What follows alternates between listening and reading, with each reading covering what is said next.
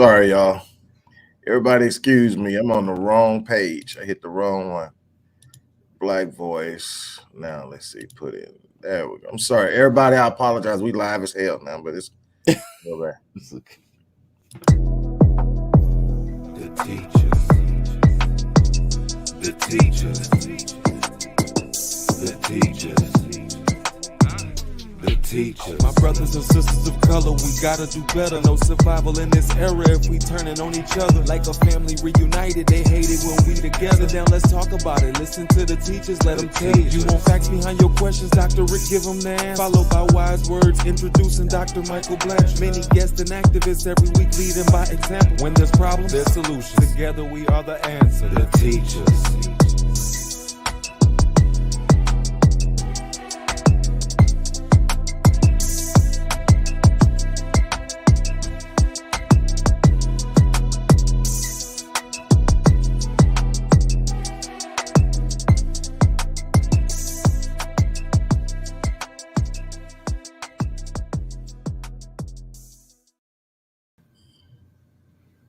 Hey, everybody. Dr. Rick Wallace here, dropping in.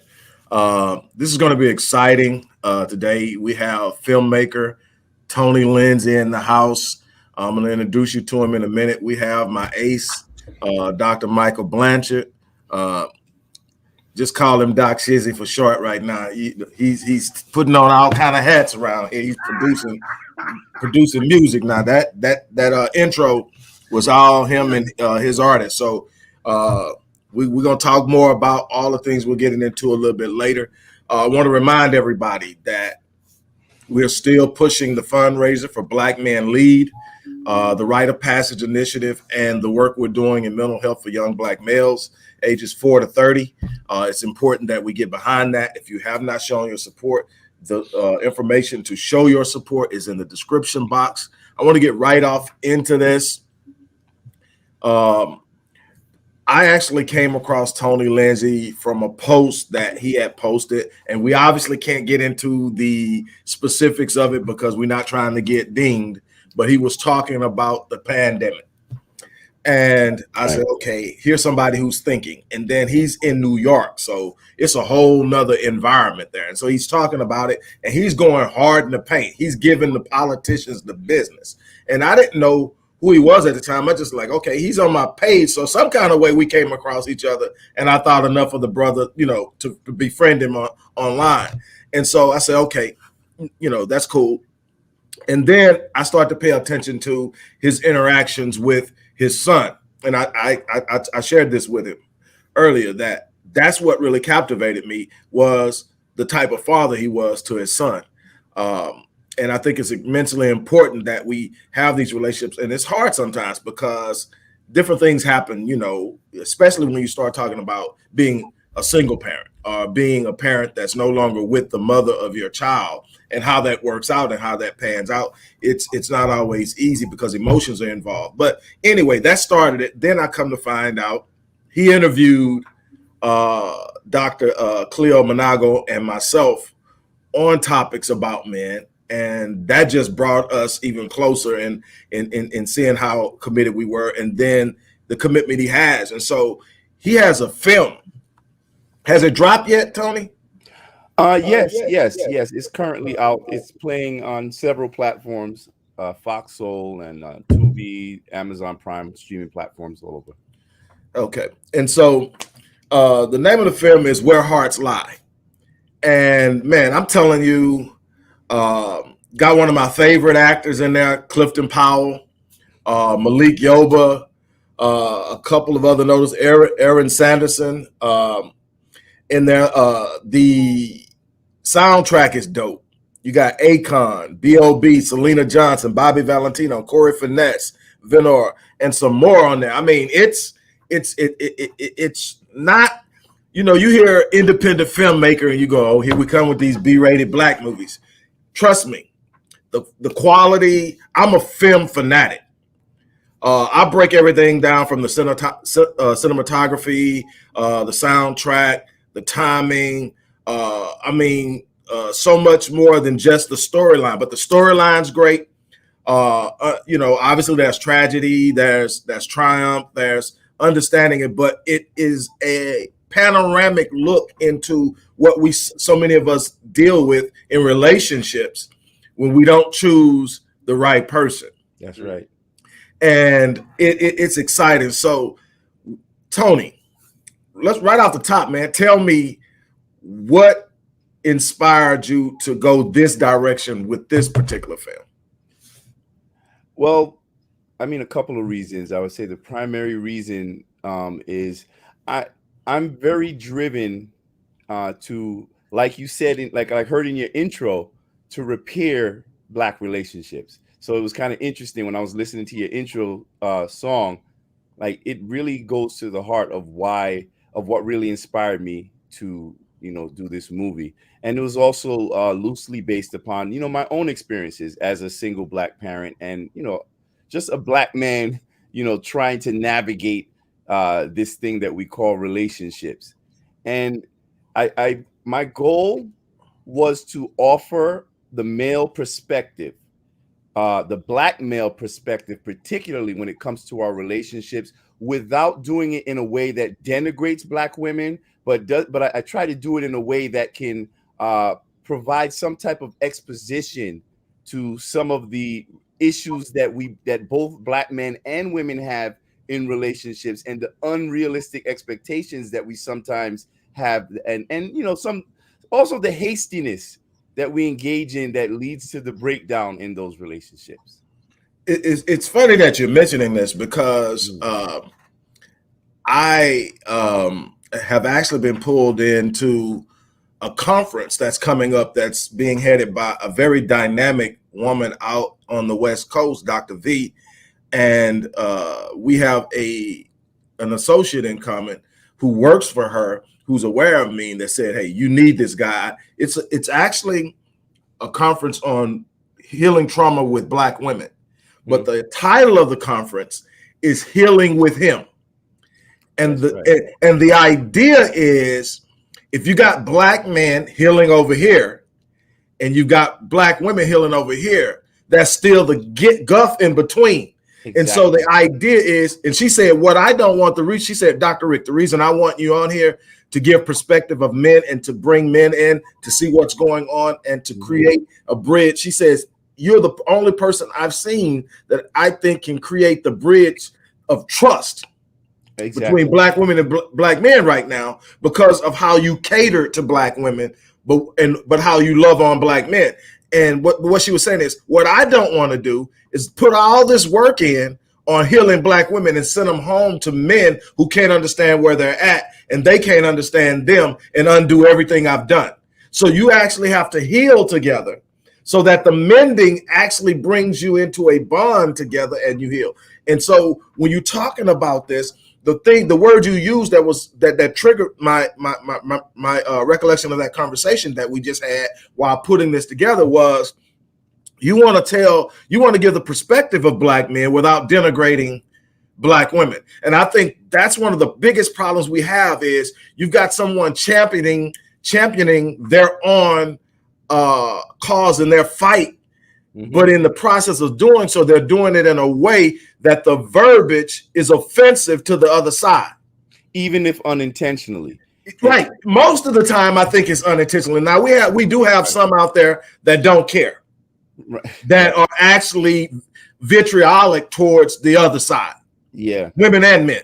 Yeah. So we have those. We're not talking about those. There's a lot of hurt that's way deep that needs to be dealt with on a personal level before we can ever talk about relationships with people who are that angry and hostile towards the other sex. I'm talking about people who want to love but don't trust.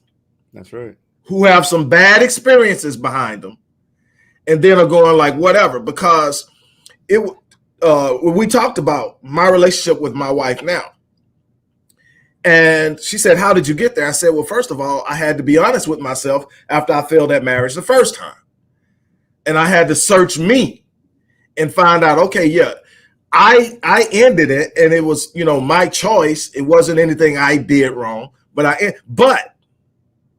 how did I contribute to it? Well, number one is I chose to be there. Right. I ignored the signs.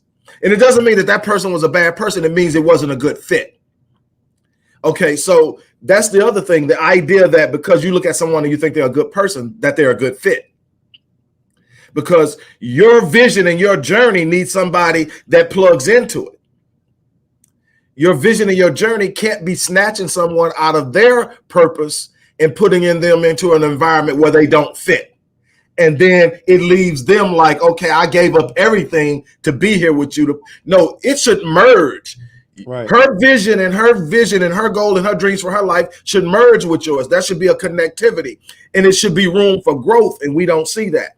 But when I look at the clip, and I really wanted to play it, but like I said, I know you own the rights to it. It's your film.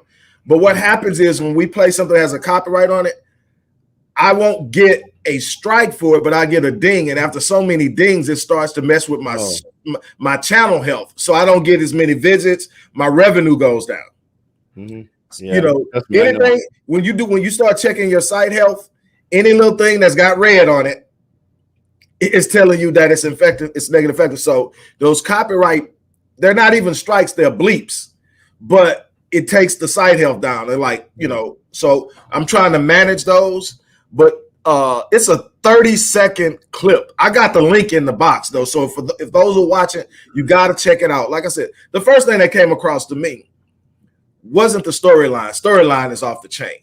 What came across to me is the level of quality and attention to detail that you don't see in a lot of unheard of independent filmmakers. And knowing you and having, you know, paid attention to you from a distance, I see in everything you do, from the way you deal with your kid to the way you handle your whip, all these things. I pay attention to everything. You got a thing for detail. Right. Yes, okay. I do. So talk to me about how all of this came together. Yeah, I think first of all, I've been a movie buff. I'm an artist. I'm an artist just by nature. I mean, I started off in the music industry, you know, as a producer, vocal arranger, singer. And I've always been very detail oriented because I think it's always in the details where you establish the connection to your audience. That's how you relate to your audience. So even with the approach, you know, to my businesses, you know, I'm also an entrepreneur. I'm a person that is very, very hyper focused on quality because, you know, as a movie buff myself, you know, I'm very critical. I'm very critical of movies. I'm very critical of music because, you know, I'm also a musician. I'm very critical of business because I'm a businessman. I'm just hypercritical. When I'm saying critical, not in a negative manner, but I just like to focus on details because I just love to connect as much as possible. So I know the best way to establish a connection is by providing so much detail, which makes things more relatable and more beautiful when it comes to film. You know, and people will take it more, I guess, more seriously. They'll be drawn in more. So while even with the case of my film, you know, I executive produced the film myself. Like I paid for everything. I foot the bill. Like I wrote it, I directed it, I produced it. You know, I did a lot of the editing of the film myself. And this was actually my first time out. But I think when you know what you're trying to create, it's really not that hard to bring it to fruition because you know if it's bad, you know if it looks trash. You know what I'm saying? We've seen a lot of like independent films that they may, you know, have a great story, but a lot of things like in the film industry that kind of destroys your film. One thing that most people don't even realize that destroys your film is sound. Just the audio itself. You can have beautiful cinematography, but if the sound is trash, it destroys everything in the film. You know, so I just really tried my best to make sure that I was very detailed and very precise as possible in everything that I was putting together in the film. And I think the story drove it as well. It helped to drive it with all the detail and the storyline and, you know, tossing a couple of celebrities, you know, that I could barely afford at the time, you know. That's the next question. I'm like, how many independent filmmakers, first time out, right, end up with Clifton, Powell, and Malik Yoba. and Terrell Hicks. Yeah. Yeah, she was in Belly. Keisha from Belly. She was also Right. in the Bronx Tale. Right. Well, like I said, I mean, I do have relationships in the industry, but with the case of Clifton, I really had, well, my co-producer, she had worked on him like many years before, but it was kind of difficult to reach Clifton because he was out in LA at the time. So, you know, you go through the channels, like you look up the manager information, IMDb, you send out emails, and you kind of hope that they'll get back to you. So I sent out the script. You know, I sent the script to a bunch of people. Listen, I sent the script to oh gosh, what's his name? From Lethal Weapon. The black guy. Danny Glover? Danny Glover, yeah, sorry. Yeah. And he lives here in New York City. He lives in Harlem. But when his people got back, there was no way I could do it because I just couldn't afford him. You know what I'm saying? And the thing that I love about Clifton, we know Clifton has been in like every movie. Like, this guy is no joke. He's an outstanding actor. And he's got great range too. Yes. And the thing is, it was one thing to get him to accept the role, right? But another thing is like, oh man, I'm worrying about the price because, you know, this guy, he was in Ray with Jamie Foxx, Oscar-nominated film. He's been in like some of the films from my childhood that I just love. Like, this man has been in the industry for what, like 50 years or 40 something years. So, surprisingly, I mean, well, let me not say surprisingly. We never heard anything from him. And it was like when we were down to the wire, we finally got a response from him. I guess something got tied up in I don't know, red tape. And he loved it. Like, he loved the film. He said he really connected with the script. And because he connected so much with the script, I believe he was very amenable to, you know, the fees. You know what I'm saying? You know, he you know, when we met, he talked a lot about how he really believed in the film. But not only that, he really connected to the story as a black man and as a black father. And what I've seen from that storyline and from every person that I've presented the script to, they really did love the premise of it. They love, you know, just the whole overall angle. And what's funny is, after the premiere, because we did a premiere here in New York City at AMC Theater, we sold out like multiple theaters just for the movie premiere. Everybody came out. Clifton was there. Taral was there. Like a bunch of people. A lot of the artists on the film were there. Bobby V was there. And the most striking thing to me was, after the movie was done playing, like when the movie was finished, so many people came to me afterward, especially men, just telling me all of their stories and how they really related to so many aspects of the film. So I was very, you know, pleased just to see the connection that the story made with so many people, because, you know, as a filmmaker, that's what you want. You want to connect with your audience. So as I'm sitting in the audience and, you know I wrote this part hoping that someone would laugh, and then you see the whole movie theater, you know, dying with laughter. And then, you know, at another part, there's a part that's really touching when I was writing it, and then you see people crying. Like, Clifton was actually crying at one point in the movie, and man, that just made me feel so good, man, just to know that people can connect to the story. And that's what kind of confirmed it for me, that this is really something that I want to continue to do as a filmmaker, bring these stories, you know, that enlighten people to some of the things that we're probably unable to see due to, you know, a lot of the ills of society and the contention and the fighting.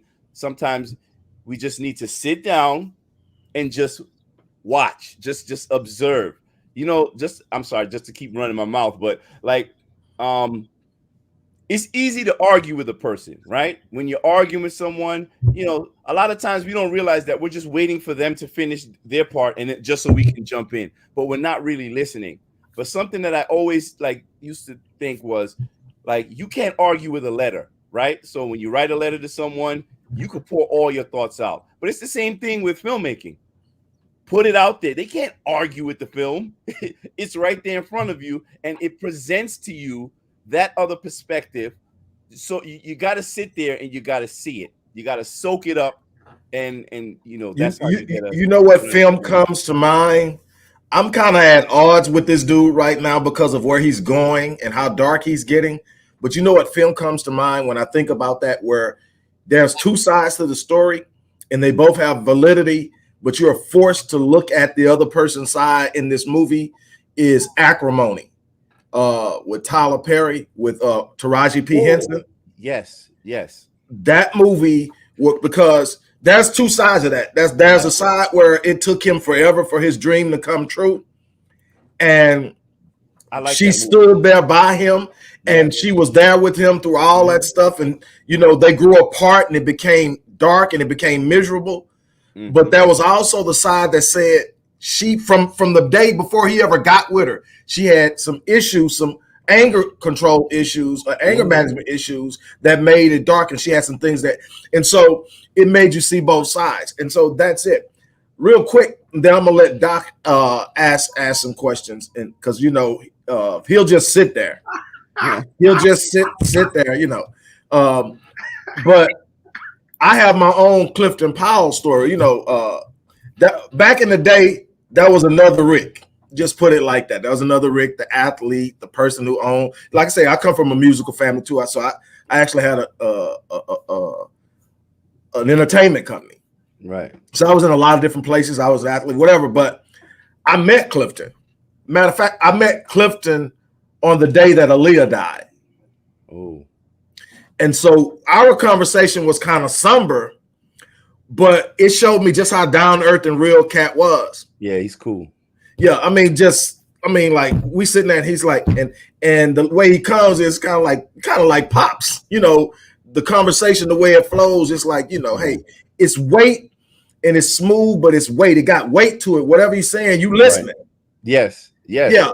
And so I remembered that conversation, man. But like, we're gonna go another level, but I want Doc to come in because again, we're talking about relationships. This is a man who has a beautiful brood of daughters.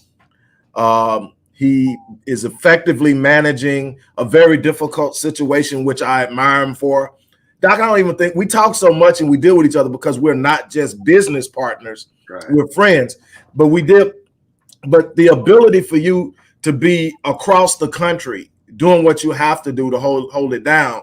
And your wife is up in Indianapolis. South Bend, Indiana. I'm sorry, South Bend, Indiana. And all the things. Then your mom is up there and all that stuff. But you're managing that. So you got your own look at just what it takes. Yeah, both mothers. I mean, I have an adopted mother and I have a biological mother. And it's interesting because my biological mother actually takes care of my adopted mother who's 91. So, yeah. So I went back. Yeah, I mean, it's interesting. Went back and found my biological mother, and I've known her since I was 26. So it's a beautiful story, man. Hey, it could be a movie, man, Yeah, the juices were flowing just now. Yeah, right. But Tony, one of my questions is, everything starts from a vision, right? So from the time when you first had the vision of creating a movie or creating this particular movie, from start to finish, what was that timeline like? And what were the challenges of being an independent filmmaker? And then my follow-up is, will you continue to stay independent, or are you looking to, take offers from studios and such? Interesting question. Very good question. Well, as far as the timeline is concerned and the process, I was actually writing a book based on my own life, and trust me, it was good. It was real good. But I have a friend who's she's a producer. She's does a lot of producing in television, and I just wanted a little opinion. I really trusted her opinion on things. So I was like, hey, take a look at this. What do you think? And she was reading it, and she was like, wow, Tony, this would really make a great screenplay. Like this is this would be perfect as a movie. And I was like, I don't know. So she convinced me, and I actually abandoned the book and I adapted it to a screenplay. And, you know, you're going to add a little bit of a little sensationalism to it because, you know, it's a movie, you know, so you want to add some little fiction here and there. And so in that respect, my movie is loosely based upon my own life and my experiences as a single father. And, you know, but it's also based upon just the overall dynamic that I see in the relationships that we have with each other as a community, and some of the dysfunction that we don't even realize doesn't even have to be dysfunction. You know, sometimes we just don't really understand that it's so simple. And listen, there's so many elements like, you know, undiagnosed mental illness. You know, we don't even realize how these things contribute to relationships. So like those little things, that's what contributed to it. I would say that the timeline was, well, from when I took it, well, basically when I took it from, you know, a book to screenplay, basically I had to kind of start all over, to be honest. So I would be honest in saying that maybe it took me a few months, not even that long. Yeah, it took me about 2 months to do the complete outline of the movie. And you're not going to believe this, but I actually wrote the script in a week. Wow. And the thing is, I know it's supposed to be hard, but I think when it's something that you're so connected to and a lot of it you've lived yourself, I think it's easier. So that's the thing. When you truly believe in something and you're connected to a project and it really comes from the heart, I don't want to sound corny, but when it comes from the heart, it's actually easy. Just like how when you say to people, you know, if you don't want to just have a job for the rest of your life, you want to work in a career that you love, because then it won't feel like work. So it didn't feel like work when I wrote this movie, to be honest. It's funny that you say that, because in your thing, I guess my parallel would be books, because I love writing. Now, of course, I love talking too, and you can tell that because I got thousands and thousands of video. When I do a video, when I'm doing this, we can do this all day, and I'm in my zone. But when it comes to books, that was a period. I've got 24 actually published, and when I say books, it has to be over 200 pages for me to call it a book. I've got some things that are smaller than that are published that I don't call books.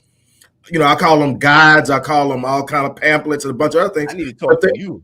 The thing is, you know, but that was a period. So everything that I've written that I consider a book, kind of, these are two of my books. Well, that's the third one. That's a small one. This one barely made the cut. This is 200 pages. Both of these are 400 plus. Let me see if I can get it in the screen. Okay. Yeah, that's it. I was writing 2 of these a year. And it didn't feel like work, did it? Man, I was in a zone. It's just when, like I said, and I've got so much material of what I've written that I could literally probably right now, if I want to piece together a book, I could do it in a week. Because I'm constantly writing. And I'm like, okay, then I'll just file it away. I'm gonna put that in something one day.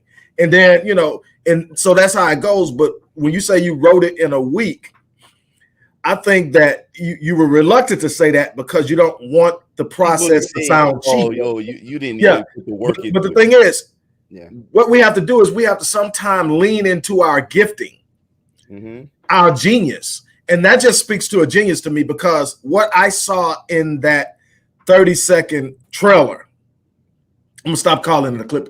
It's a professional term for that clip, people. It's called trailer. And we're gonna use the term trailer. So in that trailer is I'm going like, he did this. He did this. I remember seeing pictures because we were communicating around the same time about our interview that we were going to do together. And I remember seeing clips where you're actually consulting and you're on set with Clifton Powell. And I'm like, is that Clifton Powell he's standing next to? And you know, so that immediately dropped. But there's a genius that comes with this too, that you cannot, it's great to go to school. It's great to get the professional training. It's great to do all of that. But there are some people who are just simply gifted naturally to see and feel. You know, for instance, my baby brother is a professional drummer. He's drummed with Kyle Turner, Kenny Lattimore. He toured with Genuine back in the day. Toured with a bunch of others. His son now is actually the drummer for Toby Enigwe, the new rapper everybody's getting hooked up, that brings his whole tribe on stage with him. Yeah. My nephew is the drummer. My baby brother never took a drum lesson in his life. One day, he used to just sit in front of the drums at church every Sunday. One day, the drummer sit up and say, "Man, you want to get up here?" 4 years old, put him up there, went off. Oh, yeah. Some of the most talented musicians, they don't read music and they're just naturally inclined to music. Right. And I think that's kind of what, I guess that's what it is that's inside of me when it comes to filmmaking. You know, I didn't go to film school, and I know it's unusual for a first-time filmmaker for their first project to be a feature film. Because typically when you're an independent filmmaker, you know, you might do some short films, which is basically practice. I mean, you know, you do the short films, you do the like the film festivals and things of that nature. Now, I did do a film festival run, but my purpose in doing that was not, oh, I'm gonna get a deal, you know, from a big studio, like how you were asking, Doc. Like, you know, the process for an independent filmmaker can be quite difficult. But I also think it's the approach that you take to your filmmaking that also makes a difference. Now, I did do the film festival circuit. I actually did pretty well because I racked up like a dozen awards at so many different film festivals for like best editing, directing, like a lot. I got a lot of awards, so we did well. But my primary goal from the beginning was to just put it out. So when I put this film together, my intention was to get it out by any means necessary. And you know, that's why I invested. Listen, I invested everything in that movie that came out of my pocket. You know, I'm also a real estate investor. And, you know, during that time, you know, I was selling a couple of properties, doing some liquidation to make other business moves. So I took a big risk. You know, I spent some money on this movie. You know, now compared to like all those other big budget movies, it wasn't that much. But for me, that was a lot of money. Right. You know, and, you know, at the end of the process, I would say from script to screen, we shot the movie, like the actual, when you shoot it, we shot it in 3 weeks. So that's typically how you do it. Like when you're going to shoot a feature, it can be anywhere from 2 weeks to 3 months. But, you know, once you plan it out properly, you know, it was a steep learning curve for me as a new filmmaker, even as a director. Listen, I was Googling stuff. I was watching YouTube videos. I'm trying to figure out the slang, the terminologies on set, everything. But it wasn't even so much because I didn't want to look like I didn't know what I was doing. Well, you don't want to look like you don't know what you're doing, especially when you're leading a crew of a lot of people. But it was more so just so I could learn the process, because I really love to learn new things. I love to challenge myself. So this was exciting for me. It wasn't scary at all. It was all exciting. And I also knew exactly what my destination was. And I think that's key. Whenever you're embarking upon any type of endeavor, especially in business, you have to see the finish line. You got to see where you're going, because everything else on that, it's just your journey. It's just the path that you're taking to get there, but you know you're going to get there. So from when I wrote the script, you know, we shot it in 3 weeks. The longest amount of time was in the editing. Now, the editing process, you know, it took about 6 months. And, you know, after that, you know, we just started looking into like platforms, and, you know, that's when I put it out through a distribution company. It wasn't the smartest. Well, I'm not going to say it wasn't the smartest move, but it was the only move I had left. And that's because I spent like every dime I had on that movie. So when I got to the finish line, I didn't have the money to actually put it out. To promote it, right? Well, no, I had promotion money. I was doing promotion, but I got to the finish line, and when it got to like right here at the line, I did not have the funds to actually put it out. So I had to go through a distribution company, and you know, the movie made money for them. Right. For them. But and that's another thing. When you're an independent filmmaker, the truth of the matter is, most times when your first film comes out, you're not going to see any money from it. You're not going to see a penny from it. And we used to say this, you know, even in the music industry, when you get in the door, you got to decide, are you going to get it with grease or without? Because that's unfortunately, that's the toll that you got to pay to get in. But I was aware of that, and I looked at it as a business decision. So I just make sure that I structured my contract so that I would not be in that contractual agreement very long. And so in my mind, I used this distribution situation just as an opportunity to get the movie out and to build buzz about it. I used that for promotion. So I wasn't even expecting to get money from it. But my sights were on the end of that contract, because by then, now people know about my movie. It was playing on a well-known network, you know, even though I didn't get the money for it, but it was playing on a well-known network. So now I recently became a free agent. I own everything with the film. That means all monies that are collected go to me, my entertainment company. And man, it's been great. I'm not even gonna lie to you, it's been great. But I understand the difficulties that independent filmmakers have to go through when they're putting out their project, especially if funding is an issue. And I've always been apprehensive about, you know, playing with other people's money, but I understand the value in I guess networking and things of that nature. So when it comes to, like, let's say pooling resources amongst Black people like that, I'm all for that. You know, I think we need more trust, and we could build a lot more institutions, including media, entertainment. So for that, I'm all for it. But when it came to my movie, I guess my business model was, listen, if I'm not willing to invest my own money into this, like, who else is going to be willing to really, you know, stand out there on a limb with me? So I think I've shown and proved that if I'm going to do something, I'm going to invest 100% into it. And, you know, I'm not into throwing away money. You know what I'm saying? So I think that actually makes a good impression for any future projects, because I've been getting some nice little offers in the background. People know the story. And brothers, I've been working on I got some things in the tank. They're good. They're going to be big. So Tony, the whole process was from your vision to the end of the movie. Was it less than a year then? It was, okay. Yeah, it was. No, I'm going to say it was about 2 years. 2 years. Okay. 2 years. Like the majority, like, you know, the pre-pro, the production, everything. We did all of that in, let's say, a little less than a year. But then the next year was just all the processes that you go through, the red tape in order to get the movie released. So it took about 2 years. Yeah. And I think that's kind of standard nowadays when you do these films, about 2 years. Yeah, that sounds about right.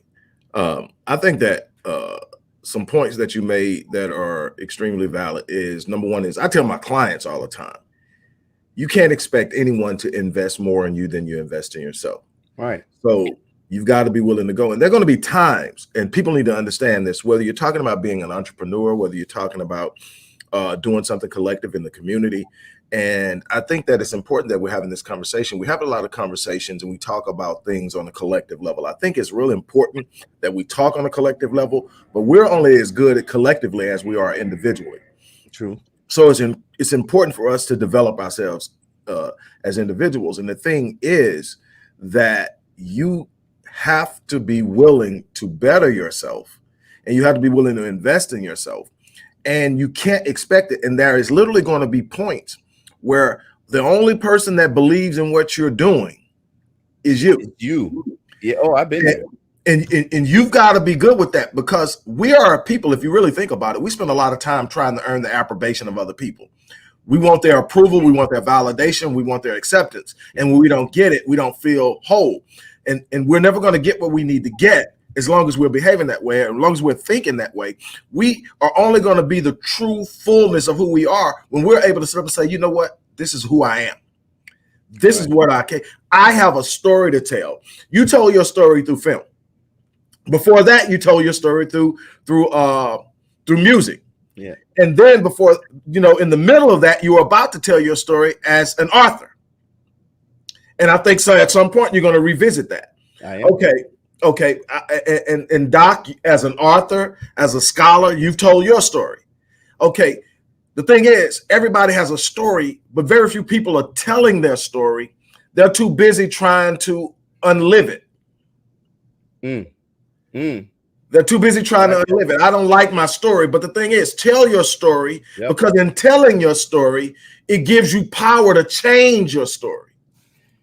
And that gives you power to help change other people's stories. I'm only saying that because so many people are going through, like, what you think is unique to you.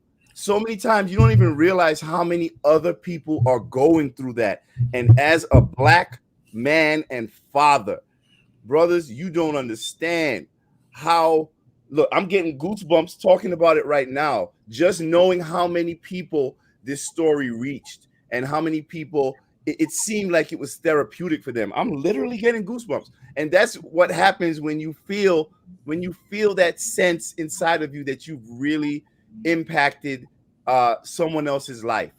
And that's what it all has always been about for me, about impacting change and other people's lives and rebuilding, these connections that we have with each other, because there is so much misunderstanding in our relationships.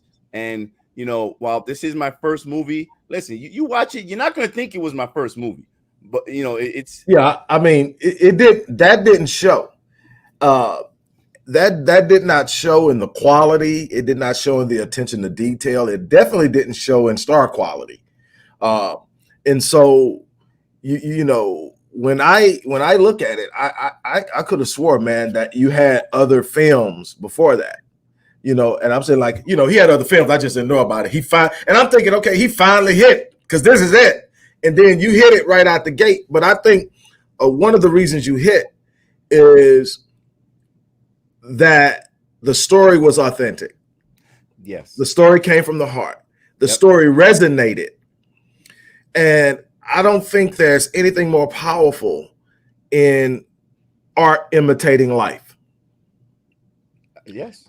And a lot of times people say, well, life imitates. No, art imitates life. Art is an expression of how people live. Yeah. And when you're able to tell that story with clarity, with specificity, and with intent, and you can touch people. See, people experience things through their emotions. Mm-hmm. And the more that you can get them to experience it through their emotions, the more it resonates and the heavier the weight, and the more they retain.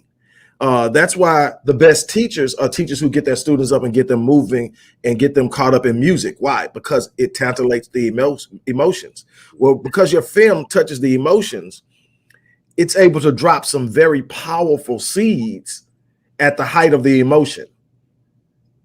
But you see what you're saying about emotion? See, I think we discount the emotion in Black men. And I think that it connects to Black men on an emotional level. And so often we just kind of dismiss, Black men as having emotion. Generally speaking, if you want to be honest, we're not allowed to have them. Right. If you're honest, in an open space, we're not allowed to be vulnerable. We're not allowed to feel or have emotions. We're considered weak. Yep. You acting like a woman. Yes. You got all this. You can't say that I'm struggling mentally, because now you're crazy. Yes. And so there's no space. Now, even for our sisters, and this is not to discount our sisters, anybody who knows me knows I go to bat. Matter of fact, me and Doc are squared off because of how hard I go for our women, because I know what our sisters have gone through. And, I look at what my wife went through alone as a child.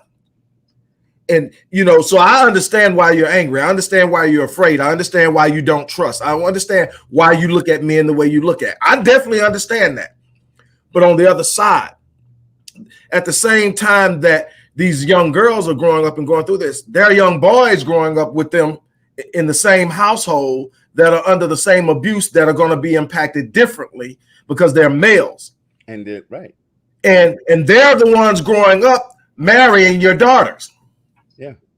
And so you're expecting them to do better than the girl that came up in the house under the same pressure and torment. And that's the difference. We're not given a space. There's a place for women to go. It's okay for a woman to say, I'm scared. It's okay for a woman to say, I'm frightened or I'm hurt, I'm angry. We don't have that. If we express our anger, we're violent, we're aggressive. Right. So there's no place where we can actually say, look, I'm not feeling good today. I'm having a bad day. And we need to create those safe spaces because that's where healing takes. If you are all scratched up and banged up and you're out there and you've been chased by a tiger through the brush and you're all scarred up, you need to heal. The one place you're not going to heal is in the brush. Right.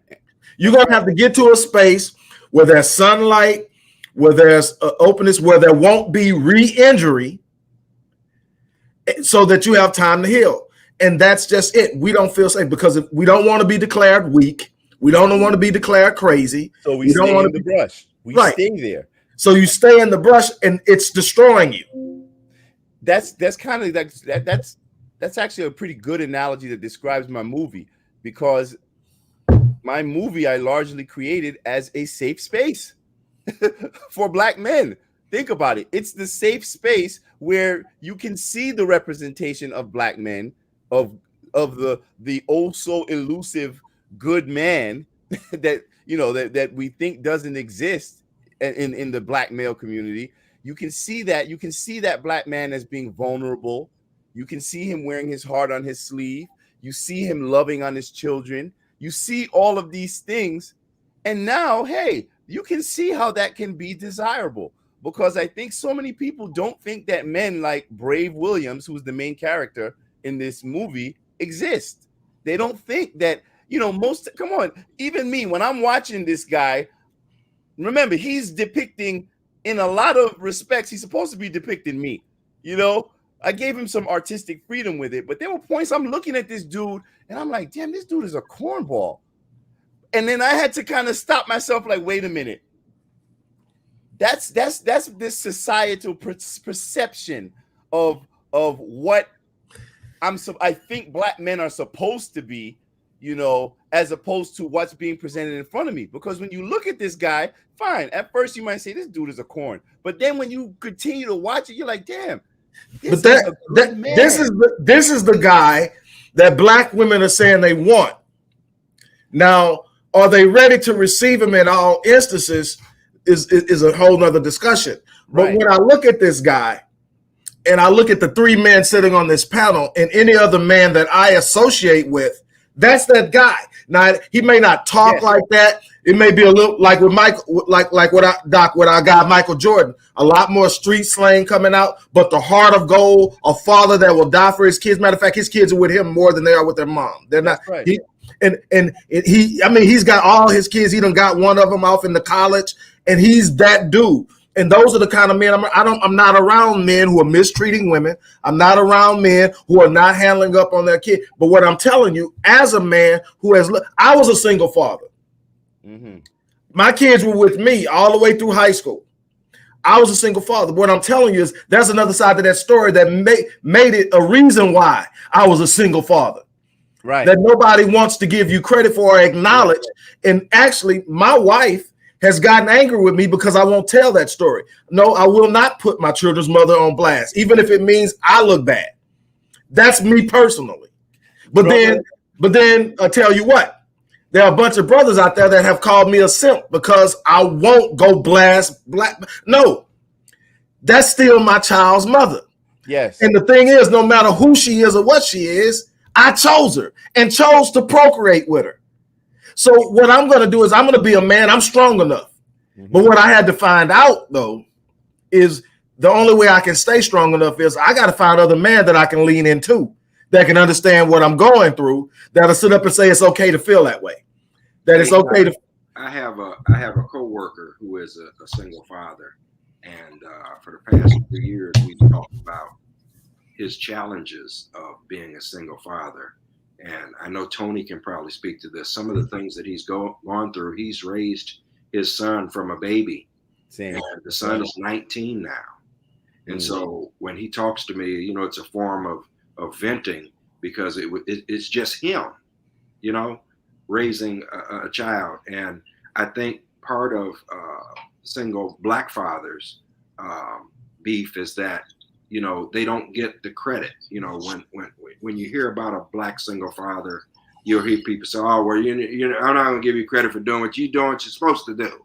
You know, right? But yet the other side of that, and I'm not trying to create a gender war. Right. Go ahead. You got one of them already. I'm not participating in that, but I am saying that there is not the same value for single Black fathers that there are for single Black mothers. That's just my lived experience. Tony could probably speak to that better than I could.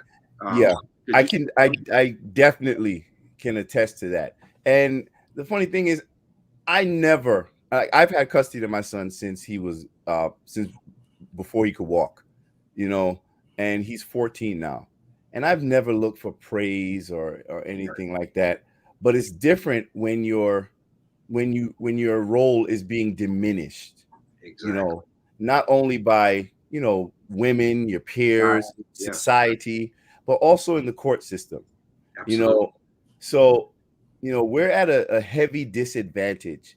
And in the schools. When you go to the schools, you look at what are you doing here? You know, listen, there are so many things that I have been through as a single father that you just wouldn't even believe, and you would just be shocked, like, how that can't be legal, or no, that can't really happen. And it really happens. We're treated as like fifth-class citizens. Absolutely. You know, and our roles, no matter how positive an impact we are having on our children, it often gets diminished. And that's a tough state of mind. That's a tough state of being to be in. You know, go ahead. I just did a video on that, and the title of the video, I can't remember, but I did it probably last week. Is, you know, we've got to stop saying, why should we be praising him for doing what he should be doing? Because we're the only group that does that, first and foremost. No, that's true. We're the only group that does that. And it's the only time in the world that someone doesn't get praised for doing what they're supposed to do. Any other situation in the world, you get paid and a 5% increase just for showing up and doing what you're supposed to do every year at your job. That's right. Nobody sits up and says, well, no, you're not going to get a raise because you did what you're supposed to do. Every other way. Here's the bad part about it, though. The way that men are designed, regardless of race, is to be affirmed by affirmation of what they're doing. So when you tell a man you're doing, I love what you're doing, especially when it comes from a woman, when she sits up and says, you handling your business, I love that. Yeah, I'm supposed to be paying the bills. But my problem is when you sit up and say, why should he be praised for doing what he should be doing? He's doing what he should. But here's the problem. You're supposed to do whatever you can. So as your capacity to do more increases, you're supposed to do more. So there's never going to be a time where he's doing more than he should. So when do you acknowledge him? Because the more I've been able to do, the more I do. And I expect that. And I don't want your praise, but don't tell me I'm not doing what I should. Don't act like what I'm not doing is just as important as the single Black mother. See, and that's all rooted in, you know, anti-Black misandry, and we don't talk about that enough. Yeah. And the reason why, even though, like, I don't need praise for any of that stuff, but I understand the need for it because it dispels the narrative that we've been trapped under for so long about, you know, these no good Black men. Absolutely. So I understand why it is necessary, and, you know, it breaks my heart quite a lot, because other groups don't do that to within their community, and we don't realize sometimes we just been programmed into this, and, you know, devaluing Black men. And if you're devaluing a Black father, I mean, it's it's not hard to understand how you will also be devaluing Black sons. But single black fathers are all but invisible. We think they don't exist. Yes, but there are a lot. There are a lot of them. Single black fathers. Listen, who have raised their kids from a baby to adulthood. There are a lot of them. I mean, listen, unfortunately, I was trapped in the court system for like the first 6 years of my son's life, unnecessarily, and it was just basically harassment and trying to punish me, you know, for not doing certain things. You know, I don't see. This is the funny part. It's like, even though I never spoke ill of my son's mother, no matter what we went through, right? Because I never wanted to taint his relationship with her or the balance, right? Right. But at the same time, we have to get to a place where we understand. And now, this is not every situation, but in some situations, unfortunately, that co-parent is not providing balance. Yeah, exactly. And I found myself at a place where I kind of started to believe that I was betraying my son by misrepresenting who his mother was at that time. So my decision at the time was, and I told her this, was to step back and allow him to draw his own conclusion from that relationship with her, as opposed to me always trying to come in and save the day and say, no, she's not. No, she loves. She's gonna do this. I'm not gonna do that anymore. As a single father, I can relate to that. I called it filtering. Yes. The experiences that my children were getting with their mom, I filtered them. Well, maybe this is what's going on. Maybe that's what's going on. Hey, blah, blah, blah, blah. And plus, I always demanded and still demand to the day, and those kids are not in their 30s. And so, but I demanded you will respect your mom. That's right. I don't care what's going on. You know, the thing is, I filter, but my grandmother, who was alive at the time, told me, you need to step back. Don't ever say anything ill. Stop filtering. Right. Because the hell you're catching in the house is because they're seeing something that isn't there. Right. Let them make up their mind. Don't taint her. Don't dirty her. But let the truth be seen. These kids are not stupid. Let them evaluate it, come up with their own conclusion, and then leave it up to her to fix what she broke. Right, because you may unwittingly become complicit in your children's eyes. And I did not want that to happen anymore. Because remember, as a single parent, I'm watching my child suffer. I'm watching him suffer. So I can't keep filtering, as you say, when I know better, when I know what it is. So I decided that what the role I'll take is to be there to catch him when he falls. I'll be that support system for him to offset maybe some of the disappointments and those things. You understand? So I get that. Listen, I was at a point when I was like, you know, like let's just use an example, not saying me, but let's say your child never gets birthday presents or they never get Christmas presents. And as a father, you feel like, damn, that's messed up. You know what? Let me just get a couple of extra gifts and put that name on it. You know what I'm saying? To just make them feel like they're getting that equal love and balance. But after a while, as a parent, you might start to say, damn, I better stop doing that. You know, because one, you're lying to your kid, which can be crippling them when they get to know the reality of that other parent that they're dealing with. You understand? Because you don't ever want to. I think it's a parent's job to guide and support their children, but I don't think that we should step in and protect them from their own ability to discern what is in front of them. Because if we're raising our children to be critical thinkers, to be observant, to learn, grow, understand, and be strong, yes, we protect them, but we cannot shield them from the realities in life. We have to better prepare them for the realities, but not hide them from it, because sooner or later they're gonna face it.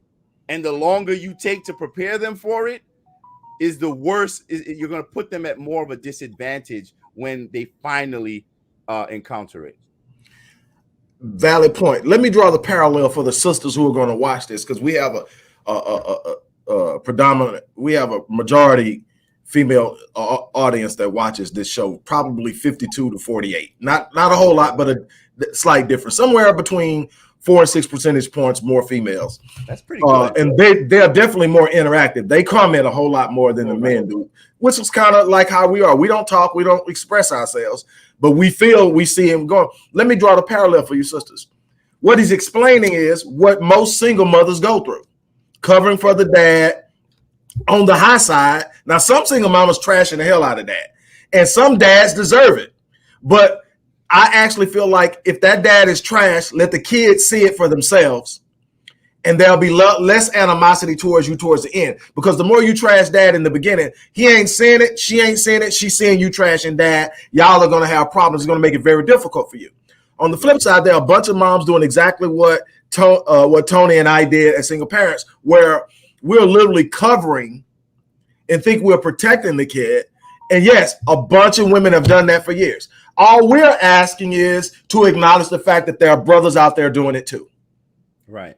And give it the same level of gravity that you give it when it's you. Yeah, like on Mother's Day. Like, yeah. What happened to Father's Day? Prime example. Mother's Day, you getting trips, you getting $200 this, $300 that, $400 that. We get socks. Yep. And Father's Day, you get so many women being happy Father's Day for being mother and father. You know. I have never on Mother's Day been told Happy Mother's Day. Ever.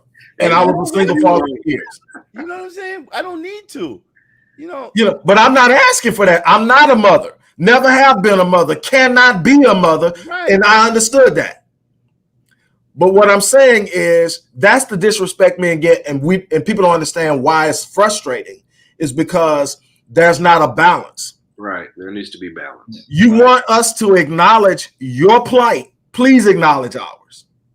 Please acknowledge that every black man out there isn't out to get you. Every situation isn't the same. And what I think we need is what you talked about, where there has to be a better media representation. And you and I, and Doc, you'll probably want to participate in this, but Tony, definitely you and I need to get together and talk about ways that we can expand this further, because that's what we need.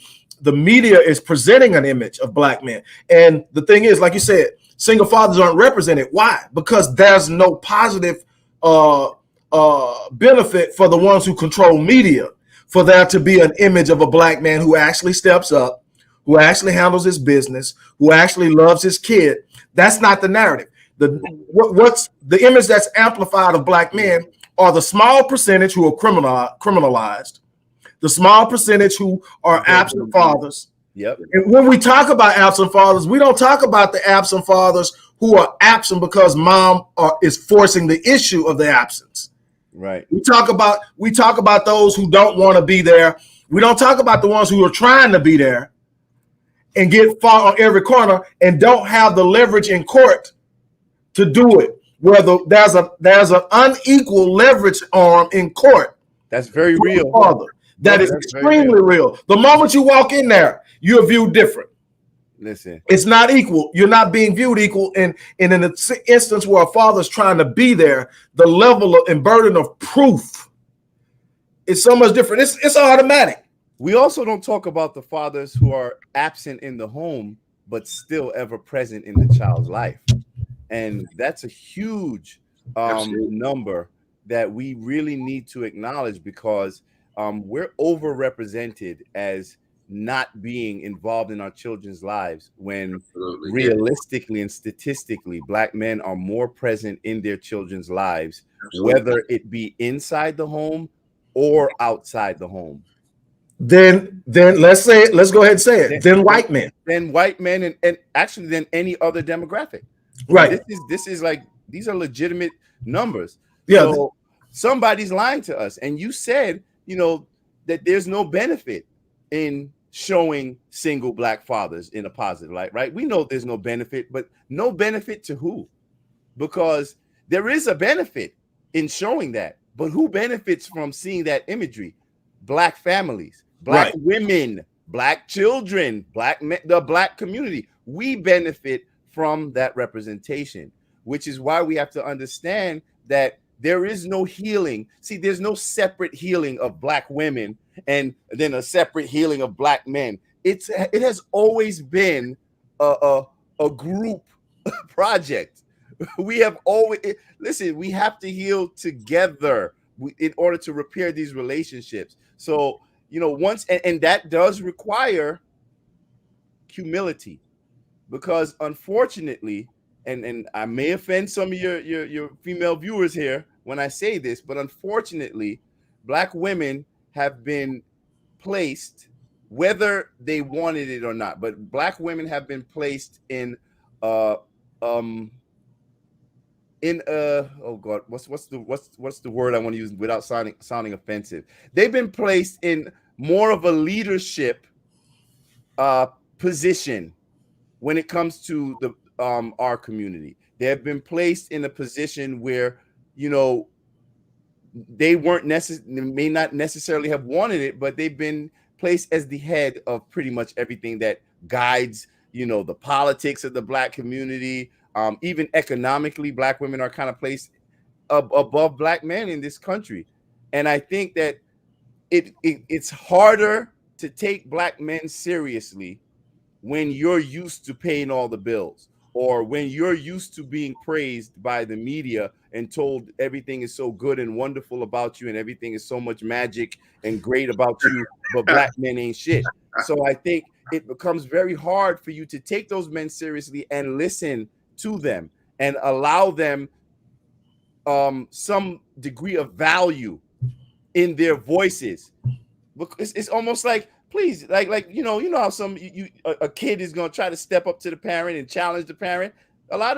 Unfortunately, a lot of our women, when we try to use our voices, you look at us and you're like, please, who are you? Get out of here. Like you don't have a say in this. And I think now I'm saying all of that to say, if so many entities are against black men having a voice, someone is gonna have to listen. If we're truly interested in having a real conversation, and that's black women. And sometimes when black men share how they feel, it is taken as insult by some of our women, or like a challenge. We don't necessarily have to have this adversarial relationship with each other. Sometimes it's as easy as just humbling yourself and just listening to another point of view. And black men are not listened to. We're not.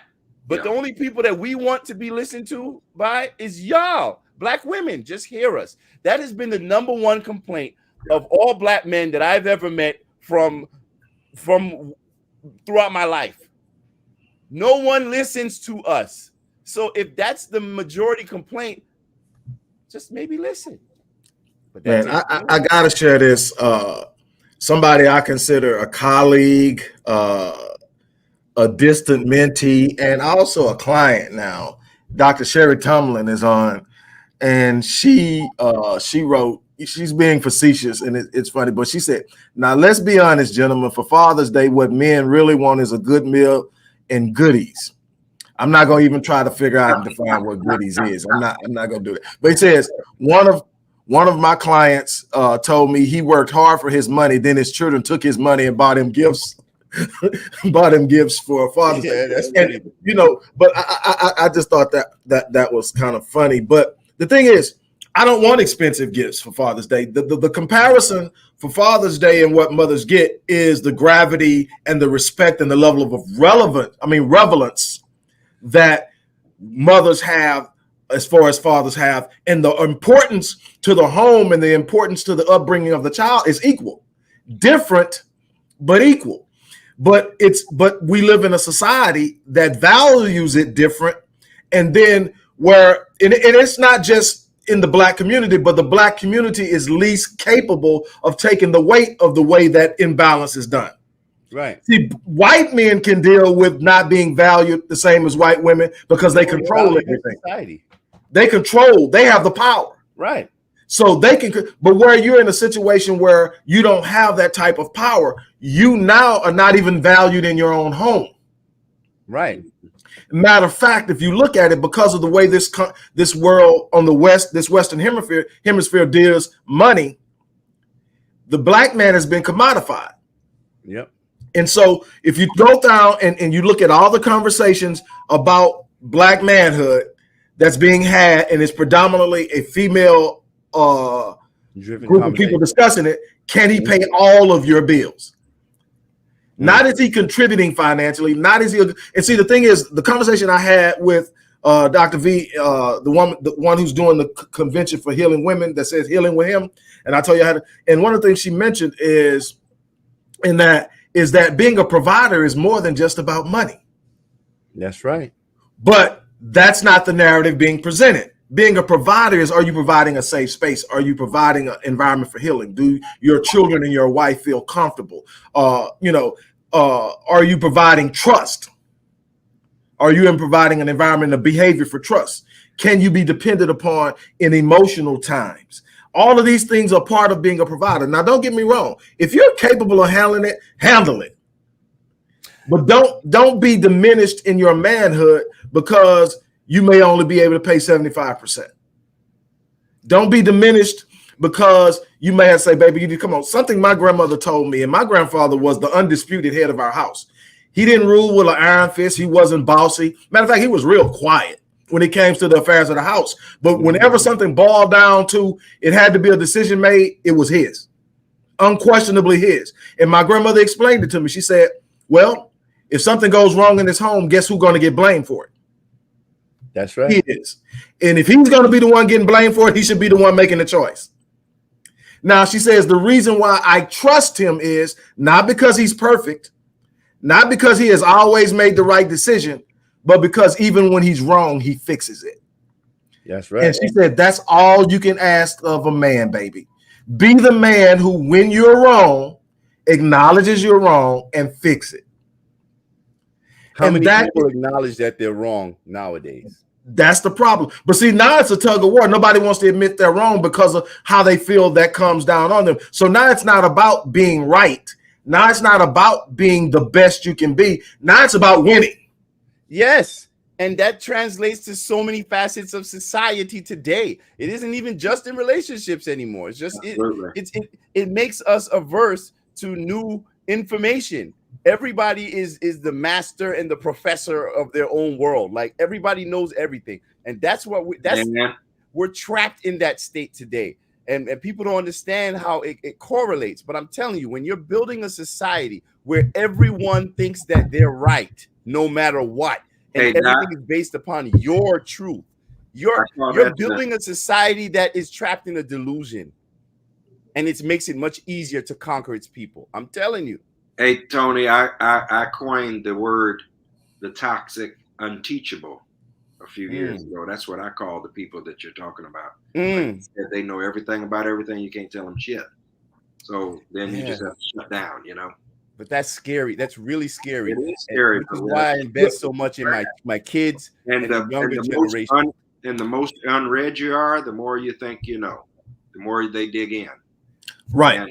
And the higher the more experience and education a person has, even in the field of education, the more the disrespect, Doc. You know.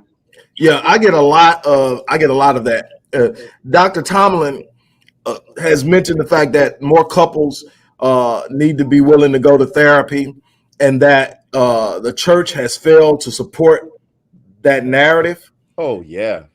And I think one of the biggest problems we have is the dynamic of the church. Even in the dynamic of the church, you may have a pastor as the leader, but the force of that church has always been the women.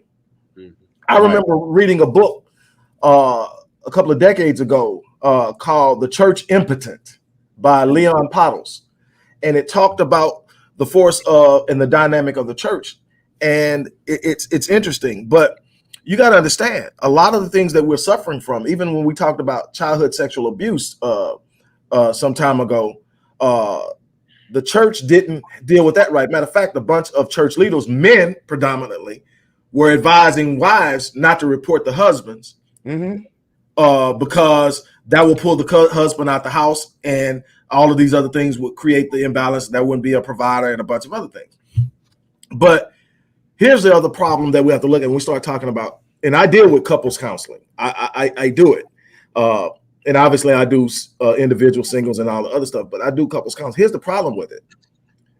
That there is a natural reluctance of Black men to seek professional help because of the stigma associated with it and how they feel they'll be viewed. Also, you got to look at another understand. Black men have not fared well when mediators come into their environment. Yep. And this goes all the way back to the 50s when social workers were coming into the home to help them figure out their financial situations and introduce social programs. Black men didn't fare well in that mediation. And so Black men don't trust people coming in. And unfortunately, that leaves us at a situation where we're trying to figure out things where we actually do need help. We need professional help many times, but we don't seek it because we don't trust it. Man, I mean, I have male clients. Some of them have come to me voluntarily. The younger group were drug kicking and screaming, either by wives or by mothers. And it took me literally weeks to get them to believe, oh, you okay? Okay. And then eventually we start talking, but we don't trust. Actually, you know what? On that topic of Black men seeking mental health services, things of that nature, that has been like a taboo subject for a while, with Black men. But I will say this, as a black man myself, who I consider myself to be a fairly strong and centered individual. I think that it is an absolutely wonderful decision for Black men to go seek counseling, to go and seek therapy. I'm telling you, I've done it. I didn't do it because I was ordered to do it or it was suggested to me. I actually decided that, you know what? I need to talk to somebody and I need to see if I can figure things out. So my approach to therapy was more for discovery purposes, understanding more about myself and understanding even from more of an analytical approach of maybe how I can better navigate my family relationship situation in order to make it better. Because sometimes we don't understand. We just can't control what other people do, but we can control how we respond to things. And I will tell you, it's not, I know it may seem uncomfortable when you first go in there, but I think it also matters who you go to, when you seek therapy. And personally, as a Black man, I believe that Black people need to go to Black. Absolutely. That's crucial. Absolutely. I went several times. I tried it. I went to several different people trying to find the best fit, white women, white men, because they're the ones who that's the predominant. Right. Yeah. But I came to understand that there's nothing like being able to, as a Black man, to talk to another Black person. Absolutely. About your issues and the things that are bothering you. And I'm telling you, man, it's helpful. It changes you. I'm telling you, just try it. I agree 100%. Based on feedback, based on things that I can actually put up as quantitative proof, I believe I'm one of the leading therapeutic specialists in the area of African-American dealing with trauma, dealing with personal development, dealing with self-improvement, dealing with the restructuring of the self-image. It's where I focus. What I'll tell you is I have 2 professionals that I go to because I have to decompress, because I'm an empath, because I literally feel. What makes me good at what I do is I can literally feel. Yep. So I can connect, and I'm not distant, and the reality that I'm helping a person deal with isn't abstract to me. I connect with it. So then I know I have to decompress. Then being a man in a home where you are the provider, where you are the protector, where you are expected to do things, that comes with a level of stress as a Black man that no other person can understand. And so you need to also be able to seek someone in that instance. Also, I'll say this, and then Doc, you can interject. what we also have to understand why it's important, the point that Tony made, why it's important and why he's way more comfortable with dealing with someone that's Black. It's the simple culture is an influence in how you operate and how you literally intervene with a person when you're talking about therapy. But more importantly, as Dr. Amos Wilson has taught us, as Dr. Naeem Akbar has taught us, and as I have worked following their work, is the psychology of the Black man and the Black woman is different than the European. And so the European concepts and constructs of psychology don't fit because the experiences are a huge part of the psychology. And if you don't have a direct understanding of that, there's no way that a white person can have the experiential awareness to be effective in dealing with the psychology of a person that is totally on a different spectrum than them. You can have the basic construct of understanding how psychology works. You can understand cognitive therapy. You can understand the cognitive behavior therapy. You can go back to, psychodynamic theory. You can go back to all the basics and all the nuances and all the things that are coming out. But at the end of the day, how does it apply? What about their experience can you connect with? Because that's how you reach them. Right. And then when you pull back those layers and you get to the source of the problem, which is what you should be doing, how do you understand it if you've never lived it? I got to just say something real quick. Go ahead. It's kind of, here's an example of why I think it's very important that Black people seek therapy with other Black people. And it goes to the same disconnect that you're talking about when it comes to Europeans and African people of the diaspora, right? Yeah. I remember one therapist I went to go see was a white woman, right? And I'm talking to her about things. I'm really getting deep into this. I'm trying to share and try to see some solutions. And if you saw her face, like as I said certain things, like all I saw was just so much shock on her face. And I guess maybe it's like a cultural difference, right? Yeah. But all I know is that one visit ended with a call to child services. Yeah, she called child services on my kid's mother. But listen, I'm not going to but it was not anything that warranted that. So when I look at the way, like there's a big difference in the way white people in this country look at, I guess, the way they raise their children or the dynamics of relationships, familiar relationships. The family dynamic and life experience, period. And it had nothing to do with like spankings and nothing like that. But it's just that we think so differently. There's no real connection because the moment I started to try to connect, it immediately ended with some type of punitive actions. And I think that's a very good display of what happens when Black people, default to white people, and in looking for, I guess, a clearer view or vision when it comes to their lives, because it's like, damn, I can't even share with you because if I tell you too much, you're gonna call the police on me. Right. No, that's true. And it was purely misunderstanding. It could even just be the language, the way we communicate. Like, I don't know if you guys ever seen, there was this Black dude went into a bathroom in Home Depot and he was like, man, y'all better get out of here because I'm about to blow it up.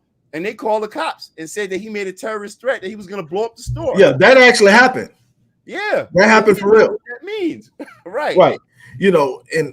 And something as simple as that the cultural communication, the lapse in understanding in that, and it can happen a lot more than you think. That was an extreme situation, but it was real and it happened because people don't understand that when a Black person walks off in the bathroom and says, I'm about to blow it up, everybody knows what's about to happen. Get the hell out of it because it's about to get funky, But to the wrong people, it means something totally different because we are creative in our communication. Yes. And the whole idea of hip hop, you being in the music industry, well, everybody up here at some point is now in the music industry or have been. Right. So when you start talking about communicating, the whole idea of hip hop was a new language. And it was not just only revealed in rap music, which is where everybody thinks of hip hop, they think about rap. No, it was in the clothing, it was in the communication, it was in the poetry, it was in the direct. But the thing is, you came up with something like dope. Dope doesn't mean to them what it means to us. Right. Fly, fresh. All of these different things that we came up with, and I'm using the real simple things that everybody recognizes. Right. But there's a level of communication that is extremely creative. That's ours. That only someone from the inside can understand and really relate to and communicate. Yep. And so I think that part of us has also that the fact that part of us is always suppressed because we're functioning in an environment where no one understands it. Right.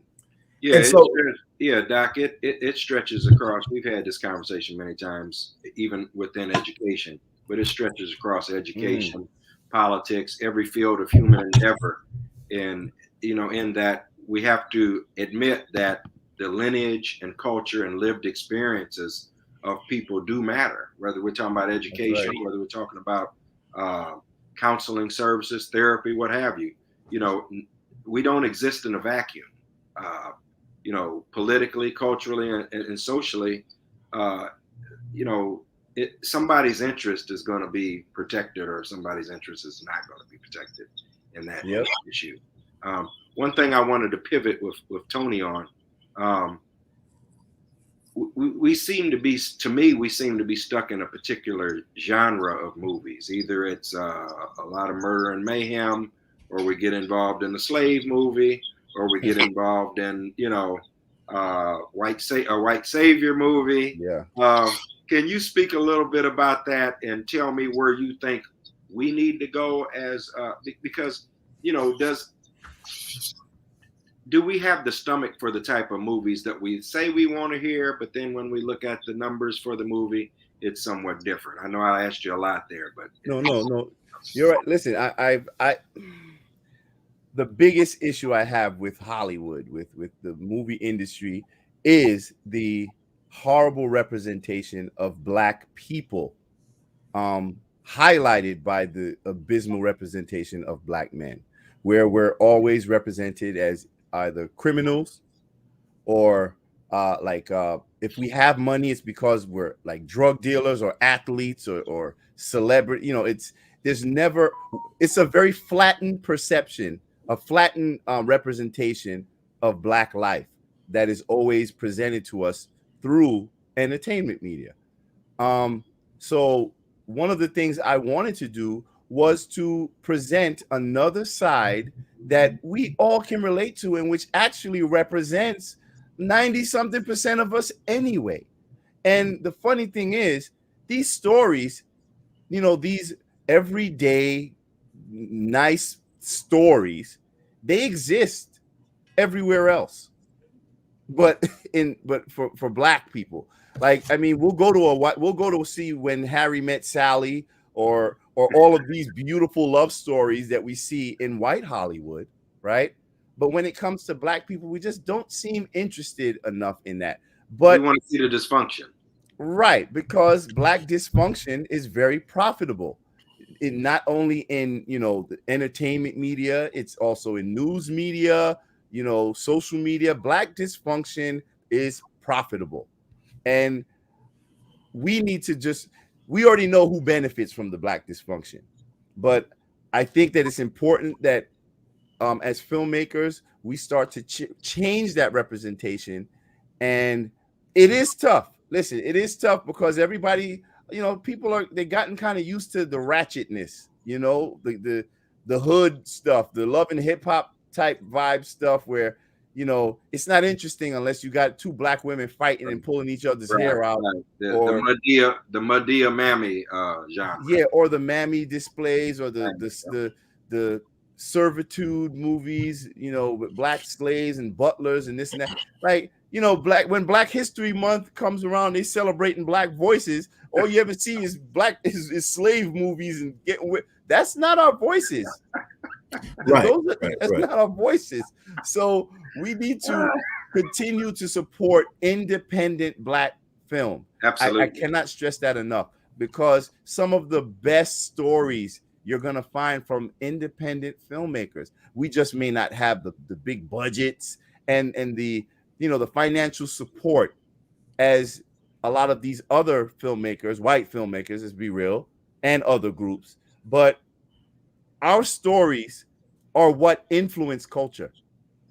Absolutely. We set the trends, right? In so many ways. Listen, Black stories are told all the time, but they're often replaced with white faces, and we don't even realize that. We have the story. None of them in the barbershop. Right. So you know what? We want to bring the stories that are told in the barbershop, or the stories that your grandmama told you, right, or your aunties or your uncles, the stories that they went through back in the days. We have beautiful, amazing stories that we all can connect to, because that's what captivates your audience, when they can connect to it, when they can feel it, when they've experienced it. Those experiences. We've gotten hooked on the experiences of others, that we can't necessarily relate to. We just aspire to it. It's glamorized. So we're like, ooh, I wish that could be us.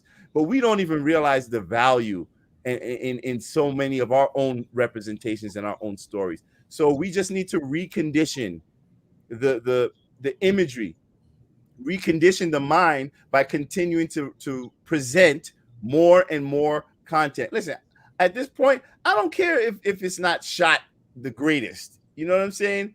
Because I do appreciate a great story and content. And I have noticed there has been a huge surge in content from Black filmmakers, content creators. And I say, keep it coming, brother. Keep it coming. Not everybody's going to have the best quality, but as they continue to build their audience, you can build a budget and you can start to get better quality. But when you truly understand and you truly relate to storytelling, because I think we've just lost storytelling. That's why you're seeing all of these remakes of all these old movies, because they're out of ideas. Exactly. They're out of ideas. And now, a lot of black content creators, we got our copyright stuff together. So you can't just dip in and steal people's stuff like that anymore. So you see a lot of these larger studios and production companies, they're shopping for screenwriters. They're shopping for writers now, because they want to take your stuff and slap another name on it. But I say, Black people, continue to tell your stories, and as the audience, the consumers, we have to support. We can't keep talking about support Black business, and when we see Black businesses, Black creators, we're not really following behind them. That's disappointing. And I think that's, we've kind of been conditioned into this mindset where we just look at Black stuff as not interesting enough or not professional enough. And bruh, at the end of the day, that's where all the true talent is, in the Black independent filmmaking community. And I would encourage people to just delve into it more. Just look, That's interesting that you talked about the lack of creativity. I just read an article just yesterday about how, 70-some, I think it said 70-some% of the movies out are remakes. So there isn't a whole lot of creativity out there. I mean, there is, but we're not coming to the forefront, like you say. And, that's right. Yeah. That's right. So, I hope in some way to be able to impact some change in the industry, and I will. Let me not say I hope, because I know I will. Absolutely. And I'm gonna tell you, I spoke like Clifton Powell, like we became really good friends, just after the movie. When I say that guy is so cool and down to earth, he's probably one of the most genuine people, if not the most genuine person I've met in this industry, in the film entertainment industry. He's very giving. He's very supportive of the process. And, I really respect that about him. You know what I'm saying? If you call him, hit him up, he'll be there. If he could be there, he's going to be there, drop of a dime. You know what I'm saying? And that's the type of stuff that I like, So one thing he said to me was that, he said that he likened me to Tyler Perry, right? Now, not in content, but he said to a bunch of people, like, you know, in LA and things like that. Like, he actually talks about me. That man don't have to talk about me. I did one little movie, but he goes out there and he networks and he tells people about me. And he's like, this guy is the next Tyler Perry, not because of that, but because of the business model of investing. Because, you know, Tyler invested a lot of his own money when he was doing his plays and all of that. So he had a good business model. So I think the business model is good, what I'm doing. But on top of that, I just want our stories to be better. Absolutely. You know, I don't want it to always be some type of a minstrel show depiction just to make money.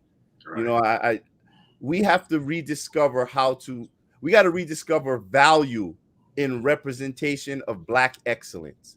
Absolutely. Because it is real and it's there. Absolutely. I think that's where we can end it at. Value in the representation of Black excellence. I mean, I think that's what we talk about all the time, Doc. I think that's what, you know, 98% of my content is about: Black excellence, about challenging us to stand up. And it's immensely important. I think about when you talk about content and the volume of content that's out there that's surrounded about or focused on presenting an identification factor for Blacks. I think about wow, his name disappeared that quick. As much as I call his name, but he ran one of the largest PR firms on the globe, and he's CEO emeritus of the company. But he wrote a book called Brainwashed, and his name is going to pop into my head as much as I quote him. Tom Burrell. Tom Burrell, he wrote Brainwashed, and he talked about how the media was literally being used to create a Black inferiority complex. Yes. So it wasn't only being used to present the image, a negative image of Black people to other people. It was being used to reinforce an idea of inferiority among Black people. That when you cast people as being criminal minded, as being naturally inherently violent, and all of the other things that are not a proper representation of us as a whole, you get a large part of the community that buys into the presented identity. Mm-hmm. Matter of fact, if you want to see the average Black person get uneasy, let a Black man with a hoodie walk in the space. Now, hoodies weren't made for Black men.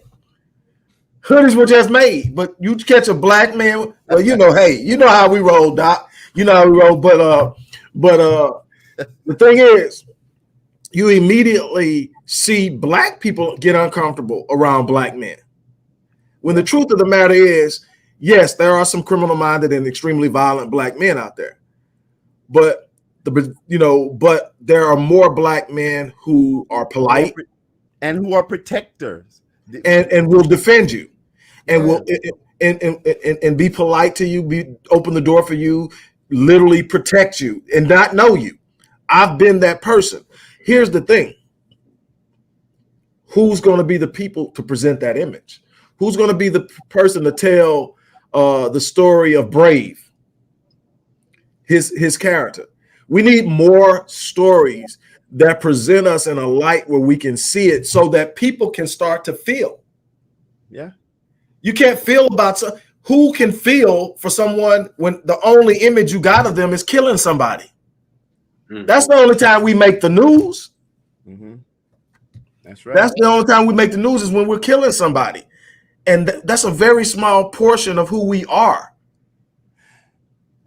When it comes to the whole entertainment sphere, when it comes to the whole media sphere, we have been programmed to see this color as something that we should be afraid of, right? We see it as something that we cannot trust. That is basically what this today's society has been built upon. Like the so-called white supremacy, it's nothing more than white inferiority complex. So, you know, outside of the economic portion that we know it's a driving force of, you know, capitalism and other issues. But I just think the sooner we start to see Black men as protection as opposed to someone we should be afraid of, then I think things will change. So it is imperative that we get more of these positive representations, because that's the best way to, keep us as a marginalized community, keep us relegated to a position of being second class, third class citizens when we maintain this dysfunction. And how is that dysfunction maintained? By continuing to have us see each other as adversaries as opposed to family. Absolutely. And on that note, we're going to get ready to get out of here. As we stated at the beginning of the show, we're still pushing the fundraiser for Black Man Lead. Speaking of Black Men Lead, Rite of Passage initiative for young Black males ages 4 to 30. The way that you can support the organization and what we're doing will be listed. Also, the links to the trailer of the film and how you can access the film and check it out. Look, it's all that. I'm just going to leave it at that. You can check it out for yourself. Check back in and tell us what you think of it once you've watched it. But it's there. I want to thank you, Tony, for dropping in. We're definitely going to be talking and working together, putting some stuff together, because definitely. I think it's immensely important. I think it'll be good to connect him with Yoba as well. Absolutely. Absolutely. And Yoba is the brainchild behind Alt Black News and Alt Black Media. And we've been working on something for years to push out there and get going. She's a revolutionary mind in the true sense of the word. Doc and I are very protective of her, but keeping her in the background. She's a force, but she's extremely gifted in promotion. And I guarantee you, as far as the distribution of your material, she's a genius. You definitely want to talk with her, because how I grew my previous channel that got snatched down because of haters, but how I grew it so rapidly was her basically syndicating it. She took it. I didn't even know them two scheming in the background. I didn't even know it, and they just and they made it happen. I'll just put it like that. And so we definitely, that's what we've got to do. We're going to have to come together. I think one thing that another issue that we have with Black men, and I'm gonna be brief with it, but another issue we have with Black men is we've been trained to be islands. We operate independently, and we're out there going hard in and doing great stuff, but we're doing it out on an island by ourselves, and we haven't been trained to link up and empower one another and say, you know what, 20 is better than 1. Brother, and that's the goal, that we cannot let 2022 pass us and have this kind of talent just right here. And we've had some bad Black brothers on this show. We can't let the talent that's just here right now come out of 2022 and have not done something that totally shakes the world. It's absolutely unacceptable. Just look out this year. I just want to tell you that, like, what you just said is exactly my goal and what I've been working on, bringing in a collective of these talented brothers together. Because I know, like, just in where I come from, like, I know a lot of like really talented young brothers, but we're always doing this over here, and that one's doing their thing over there. And I'm like, bro, what if we bring it all together? We unite our resources and we create something great that will pull in all of our audiences together. Do you know, man, there is so much success, profit, everything in just Black unification. When we come together and we understand how to properly network with each other. That's how we build institutions. That's how we really build our power, by grouping, whether it's group economics, grouping together in entertainment and storytelling. Think tanks. The idea of creating think tanks to literally develop the strategies of conglomerizing our efforts, and so that we become a force. That's the greatest fear of white America. Ooh, somebody in your comment section wrote, yes, come together and scale up. I actually like that term, scale up. Doesn't that sound like a nice, like? Yeah, absolutely. Matter of fact, we put it on for everybody to see. That is, yeah, exactly. That's it. That's what we've got to do. One of the things, Doc, you and I have talked about, and I know we need to get off, but one of the things you and I talked about was the fact that we've got all these independent personalities. And what ends up happening is the ego gets in the way. Right. And then we get to beefing with one another. Right. We become competition instead of comrades. Right. We see the competition instead of the opportunity. Yes. That's the problem we have. And if you notice, Doc, you and I have talked about this. People say, some stuff that I've had some interactions with other people that nobody else knows about it. And people ask, well, why you don't put them on blast? Because it doesn't serve the collective. That's right. The only thing putting them on blast will do is serve my ego. Yeah. And my love for my people is bigger than my ego. So there's some things that I know about some of the people that everybody's big up in that could put things under question, but that doesn't help. Right. Watch how other people do it. One of the things I did back in the day when I said that was the other me, I dealt in independent gyms. I sold loose diamonds and stuff like that. So I dealt with Jews a lot. And one thing I found out quickly, there's a place in Houston where I got a lot of my stuff from. And it's an alphabet. It's from the outside. You would never be able to know what's in there, but it's protected by HPD. And you go in it, and every suite in there is an independent jewelry dealer. And it's cameras everywhere. You go in there, and what I would do is I would go in, and what I found out real quickly, and a couple of the Jewish guys in there kind of took me in and kind of taught me how I was going to have to move around if I was ever going to really get a hold. But what I would find is I would go in, and I didn't realize it was happening at first. I would go in and I would talk to one guy, and I would say, and he would say, no, I'll sell it to you for this. We're talking about certain clarity, certain weight, and a bunch of other things, certain cuts. And I'm like, okay. So then I'll go upstairs 2 floors to another guy. And by the time I get in there, they're watching me on the camera. They know where I'm going. By the time I get there, that same quote, to the dime, is what I'm going to get. And they might not even like each other, but they will not allow someone from the outside to come in and leverage them against one another to win. Mm-hmm. And he told me, he says, you're never going to get a different price because we're not going to allow you to use us against us. Mm-hmm. And so I had to learn that. And so that's where we've got to be. We've got to learn how that's why I've never stood up and came out and said anything. I might come out and talk about a behavior, but I'm not taking shots. If I take a shot by name at somebody, I don't even think they're a part of the collective anymore. Like I go all out at Steve Harvey because I don't think he's bringing anything to the table for us. He's handling him, good for him, but he's not a part of the community. Now, people that are out there actually in their heart trying to give are human, just like me. And I'm going to give them the space to be human. And I'm not going to come at you that way. If I got a problem with you, I'll call you. And you'll know how I feel about it, but then I'm done. Let's get back out there and go to work. We don't have to agree on everything. That's right. But let's come together on the things we do agree about.